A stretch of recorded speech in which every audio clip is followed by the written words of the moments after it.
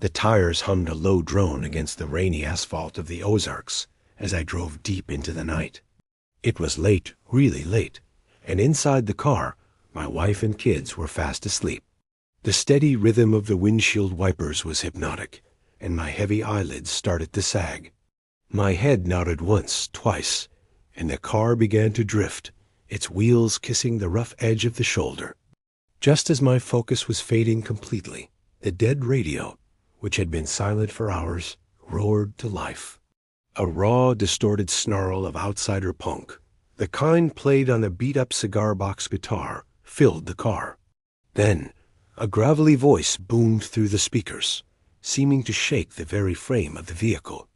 I'm the Bull Shoals Boogie Man on WBULLM radio from beyond the veil. Wake up, late-night driver. My heart hammered against my ribs. Adrenaline surged through me as the voice gave way to a frantic, electrifying rockabilly beat. Every nerve was wide awake now. I gripped the steering wheel, corrected the car's path, and saw the welcoming glow of a neon sign ahead. A gas station. Perfect. I pulled in, the gravel crunching under the tires. The sudden stop and the bright lights woke my family. Everything okay? My wife asked, rubbing her eyes. Yeah, I said, trying to sound casual. Just thought we could all use some coffee and snacks. As the kids piled out, excited for a midnight treat, I glanced back at the radio. It was dead again. Just static. Back in the car, steaming cups of coffee in hand, my wife turned to me with a smile, scrolling on her phone. Hey, listen to this, she said. While you were paying, I looked up weird local legends. There's one about this area, about a ghost DJ they call the Bull Shoals Boogie Man. I felt a chill run down my spine. She continued, the story goes that he was a rockabilly musician who crashed on one of these highways back in the 50s. They say he still broadcasts from the other side, cutting through the static whenever a driver needs him most, to keep them from meeting the same fate. I looked at the radio, its blank screen showing nothing but faint, hissing static. I didn't say anything, but I whispered a silent thank you into the darkness and pulled back onto the foggy highway, the ghost's music still echoing in my mind. We drove on, the fog thickening as we neared Harrison.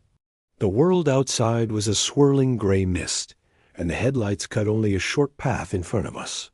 Then, a figure materialized in the beams. It was a man, standing right in the middle of the road, dressed in a vintage leather jacket and holding what looked like a cigar box. I slammed on the brakes, my heart leaping into my throat. The car screeched to a halt. But when I looked up, the road was empty. There was no one there. Confused and shaken, I was about to drive on when something on the dashboard caught my eye. A small yellowed business card that definitely wasn't there before. I picked it up. In old-fashioned print, it read, WBULLAM, the voice of the void, keeping you between the lines since 1954. Request line, just scream. I flipped it over. Scrawled on the back in what looked like pen ink was a message. Drive easy, brother. I've got the graveyard shift covered. Just then, my daughter giggled from her car seat. Daddy, she said sleepily, the guitar man says hi. The sun finally started to break through the fog, painting the sky in shades of orange and pink. Needing to stretch my legs and process everything that had happened, I pulled over at a scenic overlook. An old man was already there, leaning against a stone wall and looking out at the valley. He had a kind, weathered face and held a beautiful, handcrafted guitar with the letters HGD etched into the wood. I must have looked haunted because he chuckled as I approached. You look like you've been listening to the midnight broadcast, he said, his voice warm and friendly. I stared at him. You know about the boogeyman? He laughed again. Old Boogie? Oh, he's just the messenger.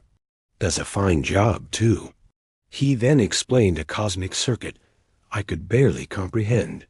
He said there was a source, a station called Zero Antarctica, that sends tunes down from the stars. The boogeyman, broadcasting from the veil between worlds, catches those signals and plays them for travelers like me. And me? The old man said with a twinkle in his eye. I'm the hillbilly guitar dude. I just stay here on the ground, keeping the vibrations steady. I thanked him, my mind reeling. As I walked back to my car, I glanced over my shoulder. The man was gone.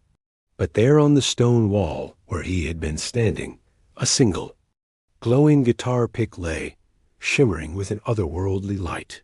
The Ozarks were full of secrets, and I felt like, for the first time, I was finally in on the song. Thanks for watching, and remember to subscribe for more strange tales from the road.